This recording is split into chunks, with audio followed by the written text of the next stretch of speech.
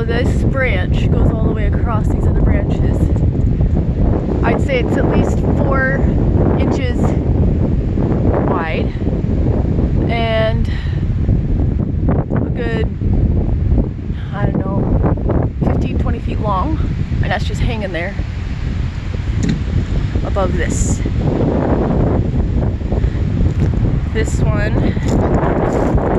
is about, well, I guess closer inspection is about 6 inches along with that one. This is a bunch of different parts of, I guess, the same tree has come down all in this area.